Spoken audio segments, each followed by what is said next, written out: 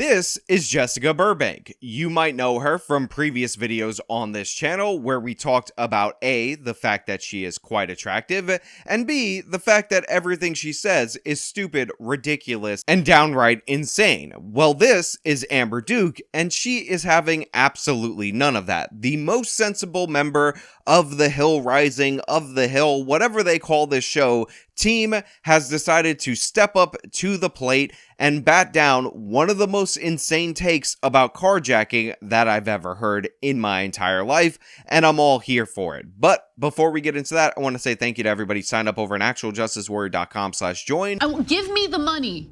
Give me the money. Okay? And thank you to the podcast listeners, Spotify, Apple, and Google's podcasting platform. New year, more crime? DC police have reported 43 vehicle thefts in the first 3 days of the new year, per WUSA 9 News. So the setup for this segment is as follows. In Washington, D.C., in the first 3 days, that's a trace for you guys who speak Spanish out there in the audience, of the new year, we saw over 40 carjackings in the District of Columbia, our nation's capital, and this has led people to believe that they are in for it, another year of rising crime, and specifically carjackings, which appear to be a growing problem, not a shrinking problem. Now, there is some positive indications in the data as of 2023. I've discussed at length where there are some issues with that data, but overall, one of the things that I tend to look for before the victimization surveys come out is the homicide data, and nationwide, we did see a drop in homicide, and that is a good thing. Now, it's not lower than 2019. That dramatic increase in 2020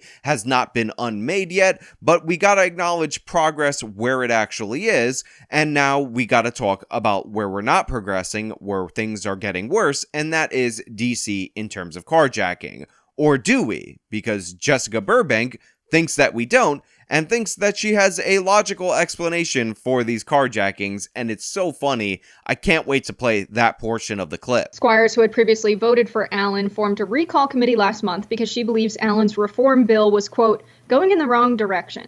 According to the data from the Metropolitan Police Department, carjackings in D.C. nearly doubled last year.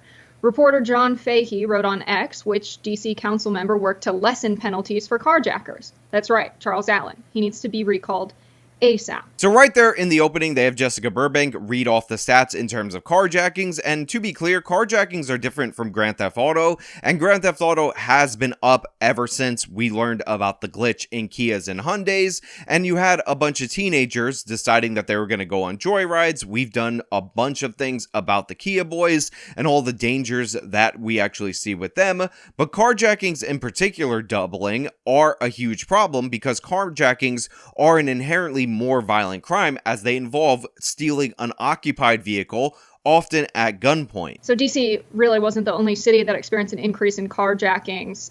This was the only actual metric that's tracked by FBI data nationally. It covers about 78% of the U.S. population, where they saw a 10% increase in motor vehicle theft, but actually a decrease in violent crime by 8%, murder by 15.6%, rape by 14.8%, robberies down by 9.4%, aggravated assault down by nearly 7%. So one of the things you'll notice about people who don't want to talk about the increase in crime that we've seen since the Black Lives Matter riots is that they will often pivot to a different data point whenever you present a topic to them in order to deflect off the main issue. And this is a perfect example of that. You have Jessica Burbank allegedly reading the national numbers. I will explain why she isn't to you guys a little bit later in this segment in order to obfuscate the fact that the topic is a doubling in carjackings in the District of Columbia. So she says, oh, murder's down 15%. That's not true nationally. That's true in big cities. That's the disparity that she's not really acknowledging. Murder is actually down about 12% nationwide.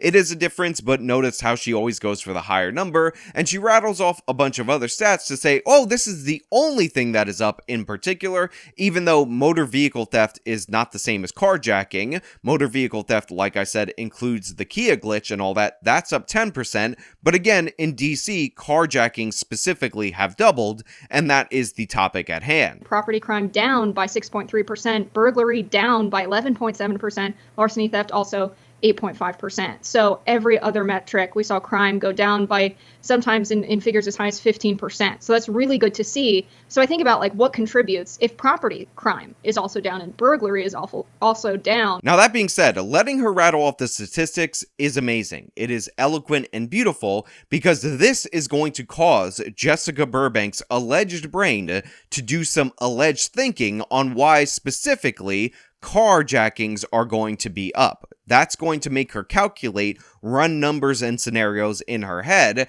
and what this non-supercomputer called Jessica Burbank spits out is gold. Not for theories related to criminal justice, but for you and for me and the entire human race. So I think about like what contributes if property crime is also down and burglary is also down. Why are we seeing an increase in carjackings? I mean, we saw an increase in the price of used cars and trucks go up by 40%. That's a very high number. I think people are really struggling to afford cars, and it's really sad because you see the main contributing factor. So first of all, I just want to say, before Jessica Burbank even gets through her theory on why carjackings in DC are up, you can actually hear Amber Duke laughing in the background, and that is already deserved laughter. Now, needless to say, used car prices did in fact go up. They did in fact go up largely due to the pandemic because rental fleets were not sold off, they were not reordered, so production was down, and that caused a huge stress on the used car market. But the thing is, used car prices have been falling since the end of 2021 to 2022. That blip, that rise in prices is well beyond us, and if we look at the chart, we can already debunk, based on what Jessica Burbank was told to present to us in the beginning of the segment, her theory that used car prices correlate with carjacking. Needless to say, people who steal cars are not doing so because they can't afford cars. Because when you steal a car, you don't drive it around for years and years and years. You can sell it, but the maximum price that you could sell any car for that is in fact stolen is about $2,000. Usually they do it for parts, usually they do it for other things, but they're not stealing it to be their day-to-day vehicle. And it cannot be possible that a grown human adult, somebody who went to Brown University like Jessica Burbank, is actually going to make the argument that people are carjacking other people in order to have a car for day-to-day normal use and normal errands. And I'm smiling because she's actually going to make this case, and it's insane. The main contributing factor of this to be markups done by dealers of 35 and 65%, and you see them raking in record profit. So as the price goes up, their profits go up as well. They're not just accounting for, an incurrence of production cost. They're just raising the price as a part of their regular dealership markup. So the next thing that you need to know about Jessica Burbank is that she's a communist, meaning that she's economically illiterate, as presented to you right there. So she's like, oh, all of the markup is the evil capitalist marking up the price, which has nothing to do with the production crunch, nothing to do with supply and demand. What even is that? It's just evil capitalism and their evil capitalism. And by the way, higher prices means higher profits. By the way, that happens to be not true. When you raise the price of something, sometimes your sales will go down, Jessica, and thus your overall profits are not going to go up. This is the most obvious thing ever. Have you ever heard of a store called Walmart? Their entire business model, just like Amazon, is to sell you a lot of volume at low prices in order to make profit by the large number of sales that they're getting. So no, higher prices do not necessarily mean higher profits. When used car prices go up, the price that these car dealerships have to pay for those cars in order to get them to sell them to you also goes up. When I was dealing with the used car crisis, I happened to be in an ideal situation. A relative of mine, and I even made a video about this, had a lease that was expiring. The payoff amount, for once in the entire history of the world, was actually worth significantly less than the car's resale value. So I had my relative, as explained in that video, buy out the car at that lease amount, and then do a trade-in for a credit, which was $10,000 more, in order to get a new luxury car, because that particular relative was never able to afford a luxury car, but through this crazy machination in the market, she was able to do so. This is because the dealers were also paying higher prices in order to buy the cars, because the high prices are not just on one end for the consumer, and it wasn't marked up by the dealer based on the fact that we were the ones selling the car to the dealer. And people are really struggling. They need cars to go get groceries, go to work, what have you. And finally, we have the absolute chef kiss kind of quote right there from our girl Jessica Burbank, honestly a favorite of this channel, the Actual Justice Warrior, where she says that people need cars to steal groceries, and this is why she thinks people are stealing cars. That is right. Jessica Burbank thinks that the Kia boys are stealing Kias, and in this particular case we're talking about carjacking, so we're talking about people who are probably pointing guns at people in order to force them out of their car, in order to go grocery shopping, in order to get themselves some tomatoes, in order to get themselves some basil, in order to get themselves some Whole Foods, because that is how this person thinks about life. Has there ever been anybody more disconnected from a criminal? Look, I've made fun of Emma Vigeland for being incredibly sheltered, growing up as the child of 2 U.S. attorneys, not having any idea on why people commit crimes, but this is another level. This is an absurdity on top of an absurdity. People are not carjacking people in order to buy groceries. That is not a thing that's happening. Just think about it logically. If you're anybody else but Jessica Burbank, you might have to think about this illogically because your brain doesn't work very well.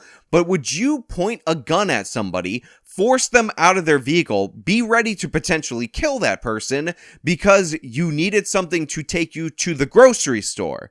Really? Just think about that hypothesis for a second. I think this is a huge misunderstanding of why people are taking cars. And I'll start with the fact, with your point on violent crime. Across the country, yes, violent crime decreased between 2020 and 2023 for a variety of reasons, not least of which being the end of the pandemic. But in major metropolitan cities, violent crime is still up. In fact, in D.C., violent crime is up 39%. Carjackings have doubled, among other metrics. Now, I love the fact that Amber Duke right here sets her straight on violent crime. The topic is D.C., so guess what? She talks about D.C. and violent crime in the District of Columbia, up 39%. By the way, we've covered this on the channel before. We looked at the pace that they were on for certain crimes earlier in the year of 2023, and I talked about how it was a terrible pace. Other people have taken note of this. That's the reason why Jessica Burbank pivoted to the national numbers so that she could avoid the topic of crime in the District of Columbia. But on the issue of carjackings, the cars are not being stolen because people need cars to go get groceries. Now look, those of you who follow me on Twitter know that I actually tweeted out this section of the video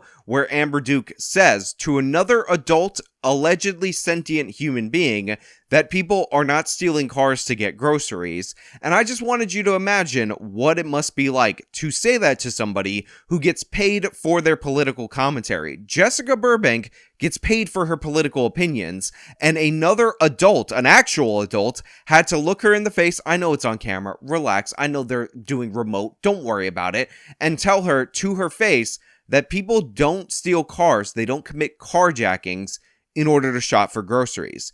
This is the equivalent of telling a 30-year-old that Santa isn't real. Of course, not acknowledging the fact that Santa is real, because where did my presents come from that were under my Christmas tree? Checkmate, you Santa deniers. You don't got any evidence to refute that, but point being, this would be the equivalent of saying some other actually mythical figure wasn't real to an adult. The cars are stolen and taken to chop shops, where they are then torn apart and sold for profit, or they are taken to use in the commission of other crimes and then dumped elsewhere. So the vast majority of cars that are stolen in the nation's capital are often found later on abandoned, sometimes destroyed. So right here, you can see Amber's laying down the law right here. She's telling Jessica exactly how it is, and Jessica is being distracted. She's probably thinking, well, they found the car later on, but did they happen to have a tote bag from Whole Foods in it? Because if they had a tote bag from Whole Foods in it, checkmate, Amber, they were shopping for groceries, and they abandoned the car because they needed to carjack a different car in order to bring their groceries home, in order to stock them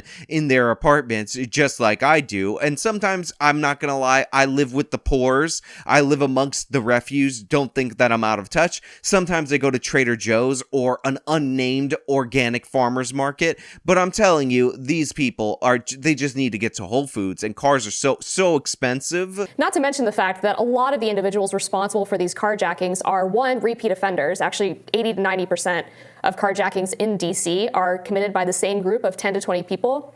But also, many of them are actually too young to even really drive, as was the case in the infamous story about an Uber driver who was carjacked by a group of teens. Those teens were too young to drive. They were between the ages of 13 and 15 years old. They ended up crashing the car and killing the Uber driver. So this is not a case of people stealing cars because they can't afford them and they need them to live their daily lives. They're taking these cars because, one, they can make money off of them, or two, they're using them in the commission of other crimes. So yeah, Amber is sound, sensible, reasonable right here. She also talked about the fact that a bunch of these kids are kids. They're not even eligible to drive and likely not interested in shopping for groceries. Now, what Jessica is Googling right now on her computer is whether or not at any point in time the children that murdered that Uber driver in that horrific video said that they were hungry, because that will support her narrative that these are just innocent Aladdins stealing the car in order to buy bread for their family rather than just stealing bread for their family directly. Yeah, I'm sure this is all going over well in little Jessica's head. Fundamentally, your perspective on what's happening in DC and the carjackings is false. So Amber right here just says your perspective, your opinion is false, and I love it. I always criticize Robbie Suave when he's going up against Bree on his particular show for not calling her out for, being ridiculous and absurd more forcefully. Right here, Amber is delivering exactly what I asked for when I needed it most, and honestly, I genuinely, legitimately appreciate it. And by the way, I tweeted out this particular clip where she was making fun of her for saying that they're shopping for groceries, that's why they're stealing cars. And she retweeted it, and then she posted it on her own account because she knows that's a killer clip, and she knows that Jessica Burbank is an absurd person. And he was also responsible for this idiotic bill in D.C. that ended up passing. It's called the Second Look Act. That passed in 2020, I believe. That would allow anyone under the age of 25, because he says your brain's not fully developed by 25, so basically if you commit a crime before then, it's no big deal. People under the age of 25 who are in jail for the worst offenses, including murders and rapes, can get out in 15 years so long as they abide by some certain guidelines. The judge is not even allowed to consider whether they show remorse. They're not allowed to consider the nature of the offense. If that person serves 15 years in prison, so if you're a 20-year-old man who rapes and murders a woman, you can get out by the time you're in your mid-30s, thanks to this DC bill. Yeah, honestly, right there, right off the bat, huge fan of Amber. Like, subscribe, share all her stuff, follow her on social media, because she just killed it right there. She went into the history of this representative. By the way, we actually talked about this bill on this channel before, but I appreciate her bringing that to the table. I always like when other people go up against these crime deniers and they absolutely kill them in one shot, and that's what we saw right there. That bill is ridiculous. It's absurd. It passed. The other absurd proposal did not pass. Well, it did pass, but it was blocked by the Biden administration, and it just goes to show you that DC's progressives are so out of step with reality that the mainstream left can't even back them. They can't even abide by them. So I would think it would be a huge service to the people of D.C. if Charles Allen and, frankly, some other members of the D.C. City Council who helped vote these proposals through would be recalled. I think now, as we're just getting in all of the national data on what crime looks like in 2023 compared to previous years, focusing on carjackings in D.C., which is probably the one highest metric you can pick, paints a particular picture about what's going on in the country, and that kind of storytelling about the details of how carjacking happens, I think, is what contributed to the public feeling like crime was more of an issue than it was.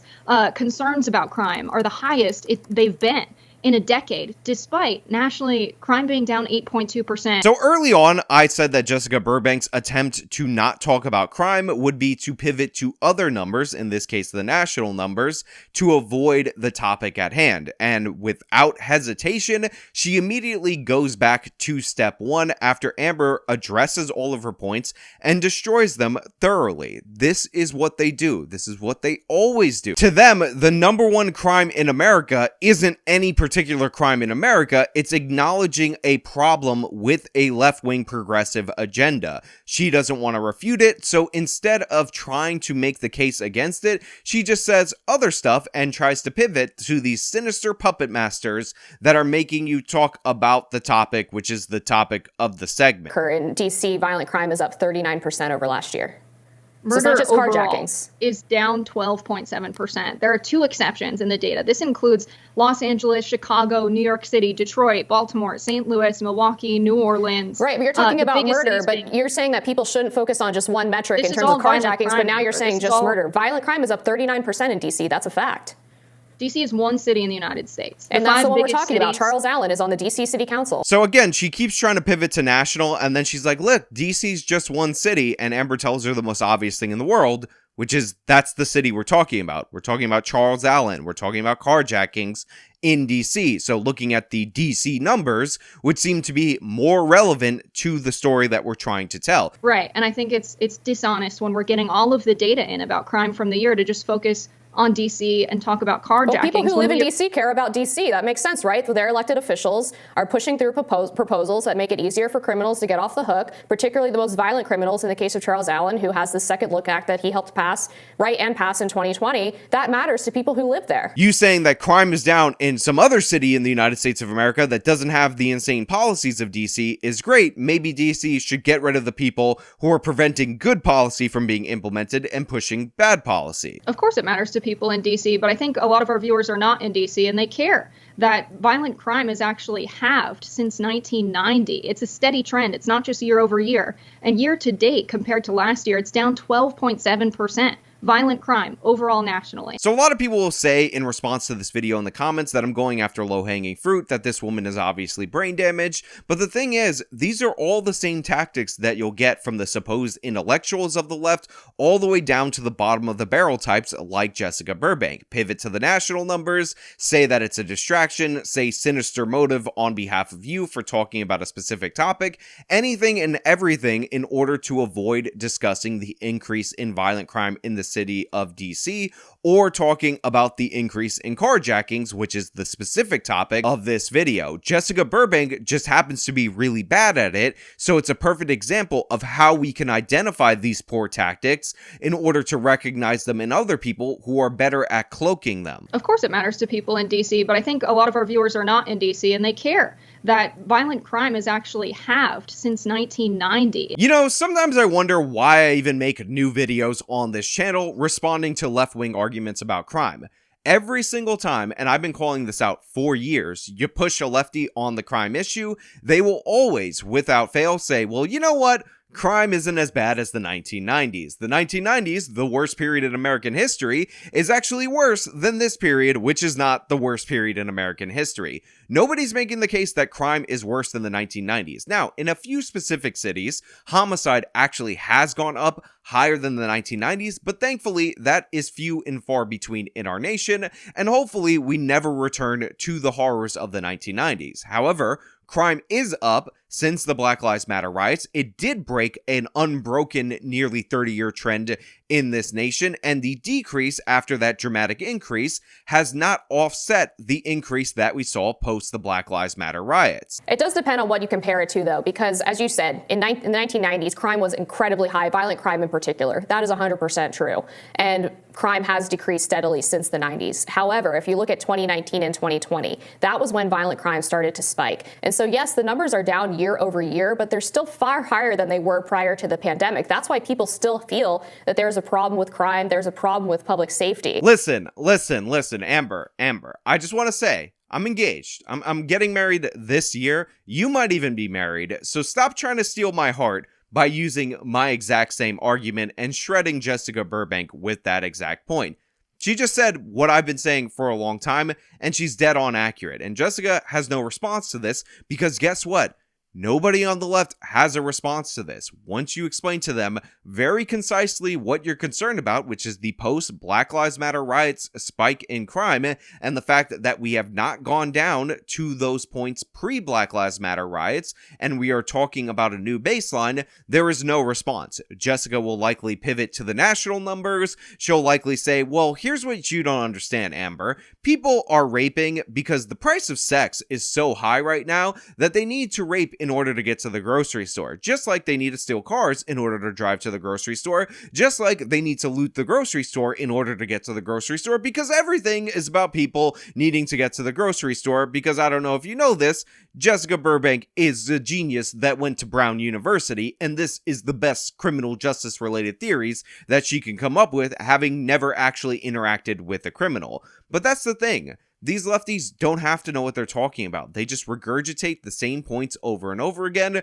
and a certain segment of the population, a certain segment of their audience says, not as bad as the 1990s, that's good enough for me. Right wing bad, why are they bringing this up? Maybe even sprinkle in a little bit of evil white racism accusations to your political opponents, and then the topic is done, no reason to discuss it any further. That's what they do. They don't really have anything underneath it, and I'm very proud of Amber Duke for shredding it throughout this segment. Link to the full segment in the description of this video. But hey, those are just my thoughts. Let me know your thoughts down in the comments below. Do you think people are sticking guns in people's faces, Grand Theft Auto style, in order to get groceries for their starving family? Or do you think Jessica Burbank needs to go to a different university, one that will actually teach her maybe the basics of thinking rationally? I don't know. Let me know what you think down in the comments below. If you like the video, show me by leaving a like, subscribe for more content, follow me on my social media, support me via the support links in the description of this video. This has been me talking about the asinine arguments brought up by Jessica Burbank. Till next time.